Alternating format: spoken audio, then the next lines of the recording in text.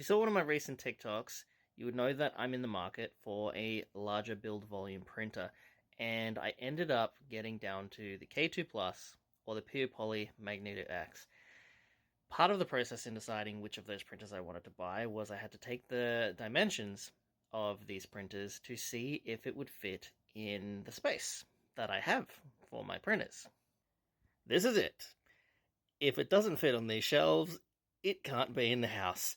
So I took the dimensions of the Magneto X, which has the enclosure if you were to buy it yesterday, or I think the deal is still going today. 1200 you get the enclosure for free. I took the dimensions and I came out here and I measured from the side here across.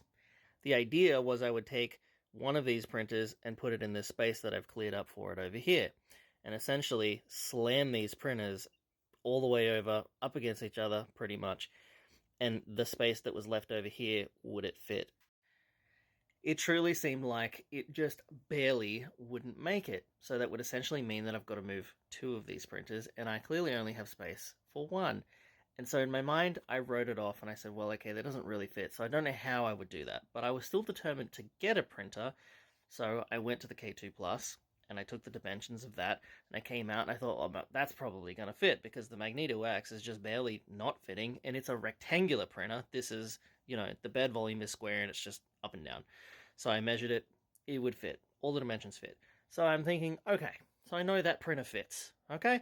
So then I go to order the K2 Plus. The only problem is I didn't actually end up buying the K2 Plus. I bought the Magneto X. So, in my mind, the dimensions worked. They fit, because I was gonna buy the K2 Plus. So I'm excited. I'm like, the printer's coming. I've cleared the space. I'm ready to go. And so I'm cooking my dinner and I'm standing here tonight and I'm looking at the space and I'm going, oh man, I can't wait. I'm gonna move these over and that's gonna fit and it's gonna be fantastic. And then it suddenly hit me.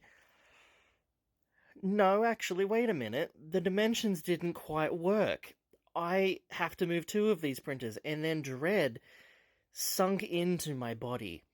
So I pull out my tape measure and I go and get the dimensions again and I say, okay, you know what? It's probably going to have to be on the top here because it has a side fan that I ordered, and that adds another 2 inches to the dimension. So it was barely not fitting here. I'm not even going to worry about that.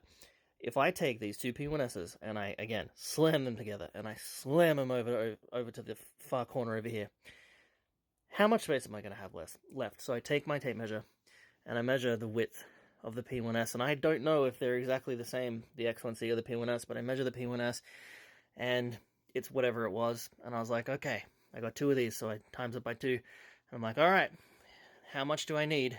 And I need 24 inches for the enclosure to fit. So I take my tape measure, and I measure from here to here. Half an inch. Half an inch to 3/4 of an inch is how much space I'm going to have between the 3 printers. That'll work, right? I can do that. I can do it on paper, it works. Okay, on paper, that number is less than the number of that distance. I think it'll work. I think I can do it. And height-wise, half an inch from the ceiling. There will be no maintenance on this printer whatsoever. None. None. And the P1Ss too. There'll be no maintenance. I won't even be able to reach my hand back to turn off the power button, which is probably not even safe, but it'll fit.